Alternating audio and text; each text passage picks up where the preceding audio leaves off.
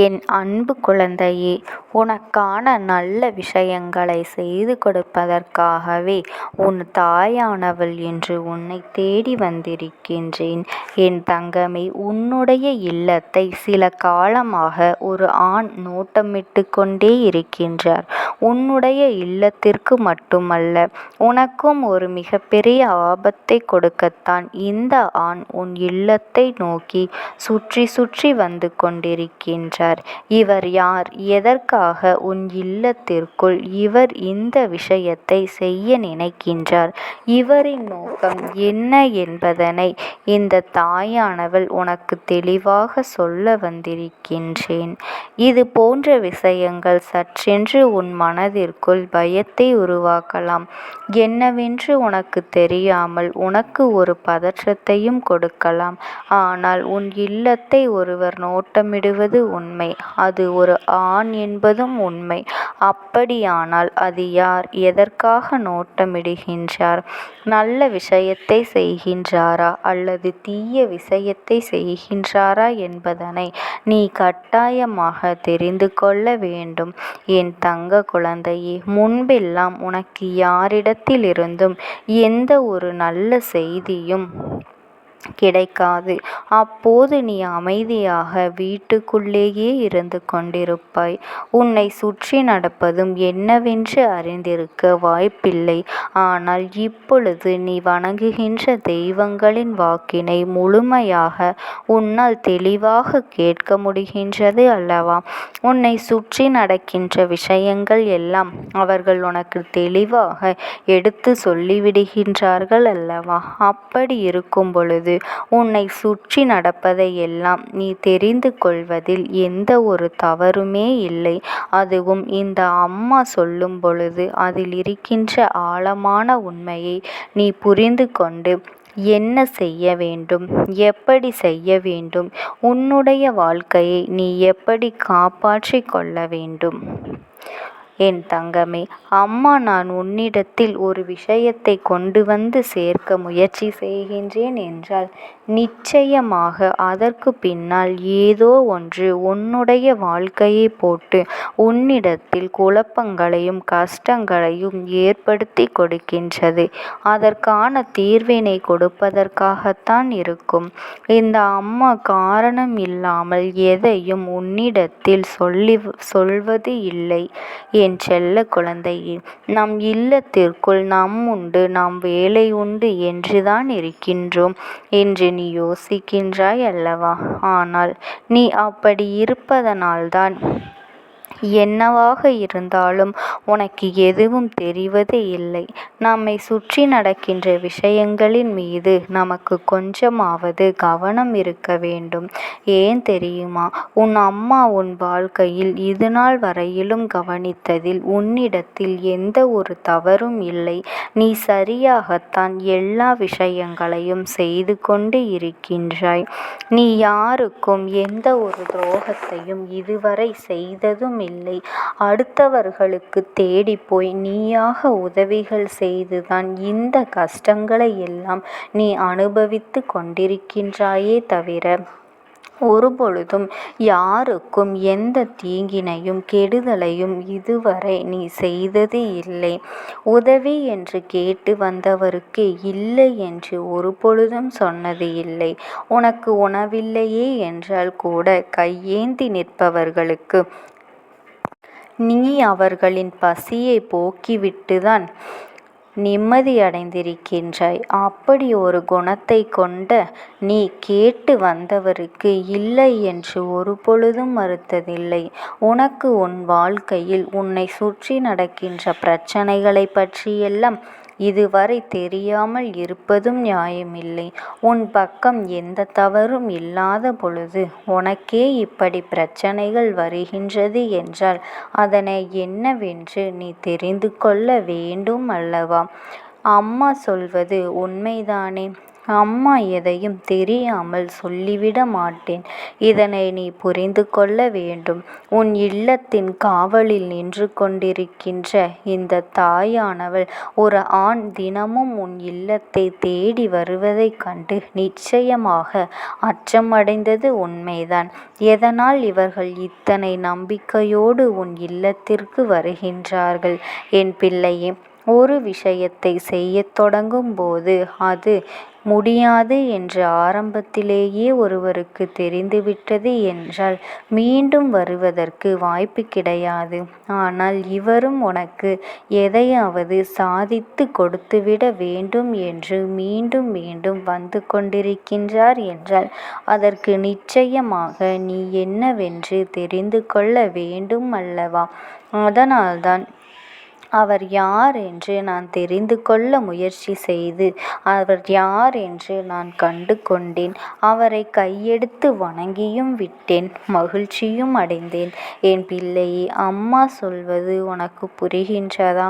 என் குழந்தையின் இல்லம் தேடி வந்தது யார் என்றால் உன் வாழ்க்கையில் உனக்கு மிகப்பெரிய நல்லதை ஏற்படுத்தி தரக்கூடிய ஒரு தெய்வம்தான் உன்னுடைய இல்லத்திற்கு வந்துவிட்டது. அப்படி என்றால் நிச்சயமாக உன்னை இதுவரை ஆட்டி படைத்த அத்தனை பிரச்சனைகளும் தீரப்போகின்றது என்றுதான் அர்த்தம். அவர் உன் இல்லத்திற்கு மீண்டும் வந்து கொண்டிருப்பதால் தான் உன்னுடைய அத்தனை பிரச்சனைகளும் இப்பொழுது கொஞ்சம் கொஞ்சமாக மறைய தொடங்கி உனக்கு தீர்வினை கொடுப்பதற்காக வந்திருக்கின்றது. அந்த பிரச்சனைகளுக்கெல்லாம் முற்றுப்புள்ளி வைக்கின்ற நேரமும் வந்துவிட்டது. அப்படி ஒரு நிலைதான் இப்பொழுது உன் வாழ்க்கையில் வந்து கொண்டிருக்கின்றது. இவர் ஒரு விஷயத்தை நினைத்துவிட்டார் என்றால் உன்னுடைய சந்தோஷத்தையும் வெற்றியையும் ஒட்டு மொத்தமாக உன் கைகளிலே தூக்கி கொடுக்க தயங்க மாட்டார் என்பதனை நீ புரிந்து கொள்ள வேண்டும். அப்படியானால் முதலில் உன் வாழ்க்கையில் இருக்கின்ற பிரச்சனைகளை எல்லாம் ஒழிக்க வேண்டும் அல்லவா? எல்லா கஷ்டங்களும் உனக்கு உச்சத்தை தொட்டு உனக்கு அது மன நிம்மதியை கெடுக்கும்படி இருந்துவிடக் கூடாது அல்லவா?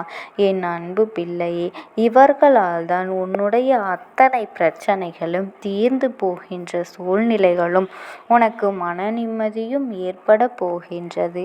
அது மட்டுமல்ல, உன்னுடைய வாழ்க்கையில் ஒட்டுமொத்த மகிழ்ச்சியையும் உன்னிடத்திலே கொடுக்கப் போகின்றார்கள் என்பதனையும் நீ புரிந்து கொண்டாயானால் வந்தது யாரென்று தெரிந்து நீ மகிழ்ச்சியில் துள்ளி குதிப்பாய்.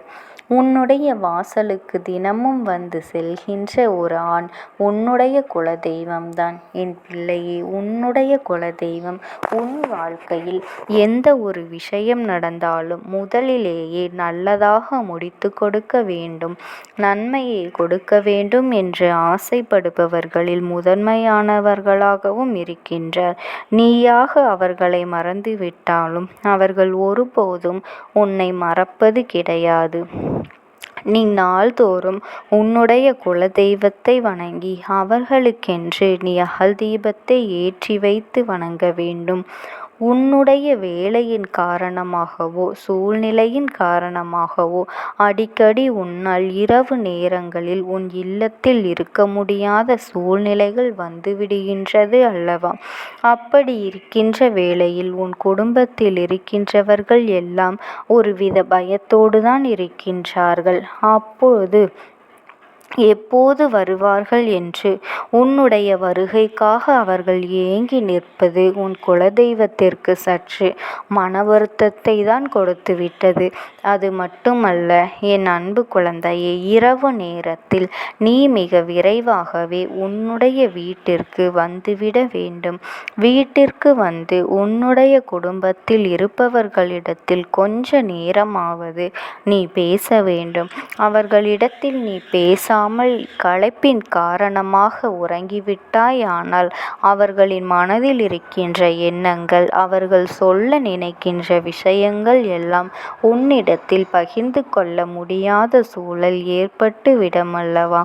அப்படி இருக்கும் பொழுது உன் குடும்பத்தில் இருப்பவர்கள் தன்னுடைய வேதனைகளை, தன்னுடைய கஷ்டங்கள், தன் மனதில் இருக்கின்ற ஆசைகளை எல்லாம் யாரிடத்தில் பகிர்ந்து கொள்வார்கள்? நம் குடும்பத்தில் இருப்பவர்களை மட்டும் நாம் தானே கவனிக்க வேண்டும். அவர்கள் என்ன சொல்கின்றார்கள் என்று நாம் தானே காது கொடுத்து கேட்க வேண்டும். அவர்களுக்கென்று நாம் நேரத்தை ஒதுக்காமல் வேலை வேலை என்றோ, உனக்கான பிரச்சனைகள் அதிகமாக இருக்கின்றது என்றோ அவர்களிடத்தில் நீ சரியாக பேசவில்லை என்றால் அதுதான் உன் எதிர்காலத்தில் மிகப்பெரிய கஷ்டங்களாக மாறி வந்து நிற்கும். சில காலத்திற்கு பிறகு உன்னுடைய கஷ்டங்களை அவர்கள் காது கொடுத்து கேட்க வேண்டும். அவர்கள் உனக்கு துணையாக இருக்க வேண்டும் என்று நினைத்து, ஆனால் இப்பொழுது இருந்தே நீ அவர்களிடம் மனம் விட்டு பேச வேண்டும். என் அன்பு குழந்தையே, உன் குலதெய்வம்தான் உன் இல்லத்தில் உனக்கு இரவு நேரங்களில் காவலாக இருந்து கொண்டிருக்கின்றார்கள் என்பதனை நீ மறந்து விடாதே. என் தங்க குழந்தைக்குடைய நல்ல மனதிற்கு இந்த தாயானவளினுடைய அன்பும் ஆசீர்வாதங்களும் என்றென்றைக்குமே முழுமையாக கிடைத்து கொண்டே இருக்கும். ஓம் சக்தி. ஓம் ஆதிபரா சக்தி. அவர்கள் எப்படி இந்த தெய்வத்தின் அருகில் வந்தார்கள் என்று நீ யோசிக்கலாம். என் தங்கமே, உன்னுடைய இல்லத்தில் சமீபத்தில் இறந்து போன ஒருவரினுடைய ஆத்மாவானது சில நாட்களாகவே உன் இல்லத்தை சுற்றி சுற்றி வருகின்றது. இந்த அம்மா அதனை கண்டுவிட்ட பிறகு, எதற்கு இங்கே சுற்றி கொண்டிருக்கின்றாய்? நீ இருக்க வேண்டிய இடத்தில்தானே இருக்க வேண்டும். என் பிள்ளையின் வீட்டில் உனக்கு என்ன வேலை என்று கேட்ட பொழுதுதான் அந்த ஆத்மா என்னிடத்தில் சொன்ன விஷயம், எனக்கும் என்னிடத்தில் இருக்க வேண்டும் என்றுதான் ஆசையாக இருக்கின்றது. ஆனால் சில விஷயங்கள் என்னை அங்கே செல்ல விடாமல் தடுத்து கொண்டு இருக்கின்றது. எனக்கு என்னுடைய குடும்பத்தில் இருக்கின்றவர்களிடம் பேசியாக வேண்டும். என் மனதில் தோன்றுகின்ற சில விஷயங்களை அவர்களிடத்தில் சொல்லிவிட்டால் நான் மனநிறைவோடு இங்கிருந்து சென்று விடுவேன். சில விஷயங்களை நான் அவர்களோடு பகிர்ந்து கொள்ளாமல் விட்டுவிட்டேன். அதற்கு சரியான நேரம் இப்பொழுது வந்திருக்கின்றது. இப்பொழுதும் சொல்லாமல் நான் சென்று விட்டால் இனி காலம் முழுவதும் என்னால் அவர்களிடத்தில் சொல்லிவிட முடியாது. இதற்கு நீங்கள்தான் துணையாக நிற்க வேண்டும் அம்மா என்று என்னிடத்தில் வாய்ப்பினை ஏற்படுத்தி கொடுக்க வேண்டும் என்று கேட்டது. என் தங்க குழந்தையே, இப்படி இருக்கும் பொழுது அவர்களிடத்தில் சொல்லிவிட முடியாது. அந்த வாய்ப்பினை ஏற்படுத்தி கொடுத்து என் வீட்டில் உள்ளவர்களிடம் பேச வைக்க வேண்டும் என்று என்னிடத்தில் கோரிக்கை வைத்தது. என் தங்கமே, இப்படி மனதிலே எந்த கெட்ட எண்ணங்களும் இல்லாமல் உன் குடும்பத்திற்காக பேச வேண்டும் என்று கேட்ட ஆத்மாவிற்கு நான் அந்த வாய்ப்பு வழங்குவது தானே முறையாக இருக்கும். அதனால் இந்த அம்மா அந்த ஆத்மாவிற்கு அந்த வாய்ப்பினை கொடுக்க முடிவுகள் செய்து இப்பொழுது உன்னோடு பேசுவதற்காக வரவழைத்திருக்கின்றேன். என் பிள்ளையே, அந்த ஆத்மாவானது உன்னிடத்திலே என்ன பேசுகின்றார்கள் என்பதனை நான் என் மூலமாக உன்னிடத்தில் பேசி சொல்கின்றேன். இந்த அம்மாவிடத்திலிருந்து தான் அவர்கள் மனதில் பேச நினைப்பதை எல்லாம் பேச முடியும். என் தங்கமே, நேரடியாக ஒரு ஆத்மாவின் குரலை உன்னால் அத்தனை சுலபமாகவெல்லாம் கேட்டுவிட முடியாது. இந்த அம்மா அதற்காகத்தான் இன்று இந்த உதவியை செய்கின்றேன். என் குடும்பத்தில் இருக்கின்றவர்களிடம் பேச வந்திருக்கின்றேன். உங்கள் எல்லோரையும் நான் இனி காணவே முடியாது என்பதனை நான் உணர்ந்து கொண்டேன். என் வாழ்க்கையில் நிறைவாக இருந்து என்னால் உங்களுக்கு கஷ்டங்கள் வந்தாலும் உங்களால் எனக்கு எந்த கஷ்டங்களும் இதுநாள் வரையிலும் வந்தது கிடையாது. நான் நினைத்தது போல இந்த வாழ்க்கையை அத்தனை சந்தோஷமாக வாழ்ந்து கொண்டுதான் இருந்தேன்.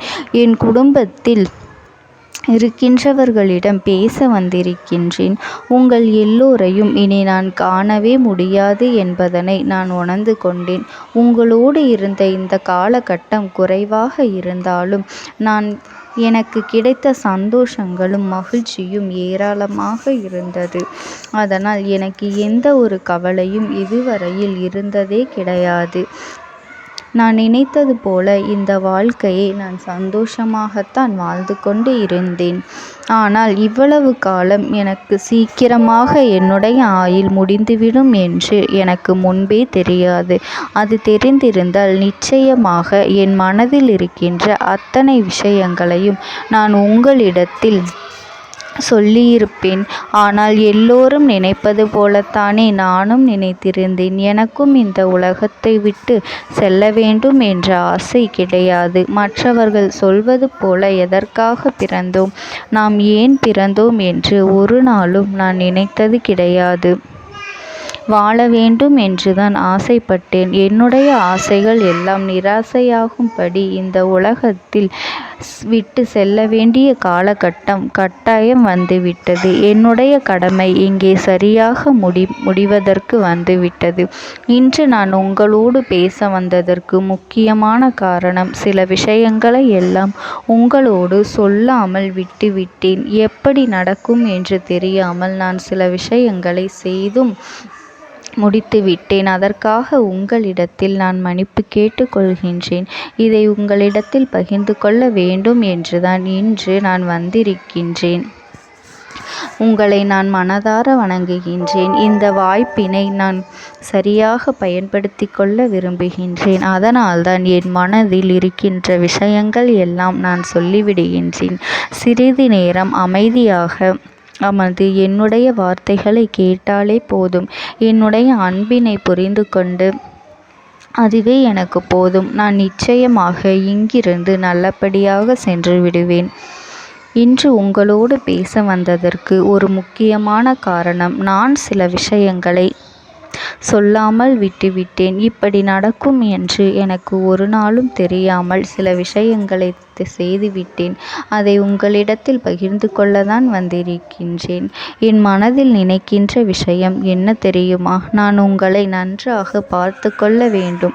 உங்களின் ஆசைகளை எல்லாம் நிறைவேற்றி கொடுக்க வேண்டும். உங்கள் வாழ்க்கையில் நடத்தி கொடுக்க முடியாமல் போனாலும் இனிமேல் அதையெல்லாம் நடத்தி கொடுக்க வேண்டும் என்று ஆசைப்பட்டு என்னால் ஆன முயற்சிகளை எல்லாமே செய்து கொண்டிருந்தேன். ஆனால் முழுமையான பலன்களை கொடுப்பதற்கு முன்பாகவே இது போன்று நடந்துவிட்டது. அதனால் நான் ஏதேனும் குற்றம் குறைகள் செய்திருந்தாலும், ஏதேனும் உங்களுக்கு மனதிற்குள் கஷ்டத்தை தந்திருந்தாலும் என்னை மன்னித்து விடுங்கள். நான் எப்பொழுதும் உங்கள் மீது உண்மையான அன்பினைத்தான் வைத்து கொண்டிருக்கின்றேன். நான் ஒரு நாளும் மனதில் ஒன்றும் வெளியில் ஒன்றுமாக ஒரு நாளும் நான் நடந்து கொண்டது இல்லை. அதனால் என்னவோ